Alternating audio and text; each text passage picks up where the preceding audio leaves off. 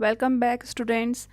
As you know, now we are very near to end of this chapter of this slave dynasty, and we are talking about here the last person, and that is the Gyazuddin Balban. And yes, now you can see here. Now we are taking the last part of this chapter. So in this chapter, uh, this is important to talk about the Balban. So that is actually taking steps by him, which steps actually he took that moment. Okay, so we are talking about that. So Balban believed in a theory which was similar to that of the divine right of kingship. This is actually the divine right of kingship.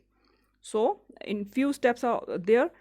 He firstly glorified the position of the sultan, his position, okay, uh, and followed the policy of blood and iron to suppress his opponents, okay, his enemies.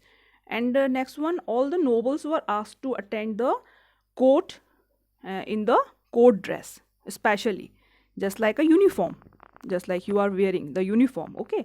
The nobles and the other person had to kneel and touch the ground with their forehead in the sultan, in the that the call it sajda, okay, when the sultan entered in the darbar. So this is sajda, it calls and this was called sajda, okay. You can also a question of for this also in our exercises. And he had an excellent spy system also. You can understand the spy, the hidden army, hidden team, who is the person who is working for the king. So he's also having that kind of spy system also. And Balban skillfully and certainly eliminated the group of 40, that is Chalisa, who had become very powerful in his time. And also Baban himself marched against his governor of Bengal, who had revolt against him. So all these things are connected with the Balban history. And Balban died when actually he was died in here. You can read Balban died in CE 1286, and his successor were weak and not sufficient, insufficient, very much not capable. So they are not actually worked properly that time. So a new kind of dynasty introduced here. So Khilji nobles, okay, introduced here.